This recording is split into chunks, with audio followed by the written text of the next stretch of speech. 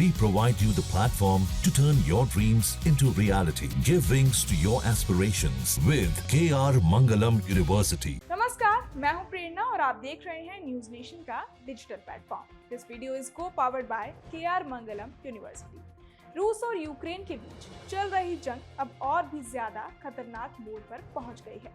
6 जून की रात रूस ने यूक्रेन पर ऐसा हमला बोला कि कई शहर दहल उठे। रूस ने एक साथ 452 ड्रोन और 45 मिसाइलें दाग दी, जिससे Kyiv, Chernihiv, Lutsk, Lviv, Sumy, Poltava जैसे कई शहरों को निशाना बनाया गया। यूक्रेन के राष्ट्रपति ज़ेलेंस्की ने बताया कि इस हमले में 80 लोग जख्मी हुए और 6 की मौत हो गई, जिनमें कुछ इमरजेंसी वर्कर भी शामिल थे। ज़ेलेंस्की ने इस हमले को आम लोगों पर सीधा हमला बताया और दुनिया भर से गुजारिश की कि अब रूस पर दबाव बनाया जाए ताकि ये जंग रुके। लेकिन इससे पहले खुद यूक्रेन ने भी रूस पर जोरदार पलटवार किया था।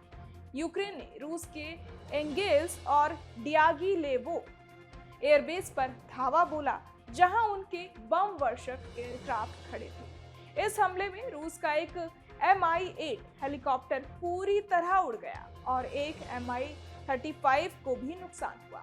यूक्रेन ने सरातोव और रियाजान के फ्यूल डिपो और मिलिट्री ठिकानों पर भी हमला किया, जहां धमाकों और आग की खबरें सामने आई। यूक्रेन का कहना है कि उसने ये हमले इसलिए किए ताकि रूस की ताकत कम हो और वो आम लोगों पर हवाई हमला ना कर सके।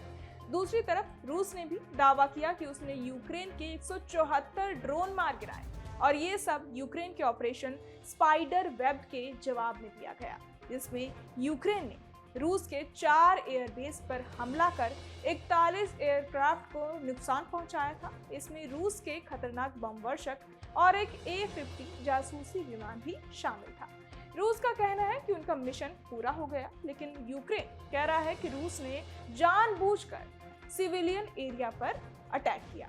अब डोनाल्ड ट्रंप भी इस पर बोले हैं। उन्होंने कहा कि रूस का हमला यूक्रेन की तरफ से मिली वजह का नतीजा है। ट्रंप ने यह भी कहा कि वो तुरंत रूस पर सख्त एक्शन नहीं लेना चाहते, क्योंकि वो चाहते हैं कि पहले शांति की बात हो, लेकिन अगर रूस नहीं मानेगा तो फिर कड़ा फैसला लेना पड़ेगा। ट्रंप ने यह भी जोड़ा कि अगर वो राष्ट्रपति होते तो रूस को और बुरे हालात देखने पड़ते। उधर यूक्रेन के अफसर पाब्लो पालिसा ने चेतावनी दी है कि रूस की मंशा डोनेट्स्क और लुहांस्क को पूरी तरह कब्जा करने की है और वो काला सागर तक यूक्रेन की पहुंच को रोकना चाहता है। रूस की प्लानिंग है कि ड्नीप्रो नदी की पूरब का हिस्सा कब्जे में लेकर ओडेसा और माइकोलाइव तक पहुंचे और यूक्रेन की खुफिया एजेंसी का कहना है कि रूस ने सब इस साल की शरद ऋतु तक पूरा करना चाहता है। मतलब साफ है, ये जंग थमने के बजाय अब और बढ़ रही है और इसके अंजाम का अंदाजा लगाना भी मुश्किल होता जा रहा है। बहरहाल, इस पूरी खबर को सुनकर आप क्या कुछ सोचते हैं, हमें कमेंट बॉक्स में जरूर बताएं और बाकी तमाम खबरों के लिए सब्सक्राइब करें न्यूज नेशन। जहां भक्ति है हर शब्द में, कथाओं में छुपे हैं दिव्य रहस्य और ज्योतिष देता है जीवन को दिशा। धर्म से जुड़ी हर बातों को जानने के लिए हमारे चैनल स्तुति को सब्सक्राइब करें। चैनल पर जाने के लिए इस लिंक पर क्लिक करें।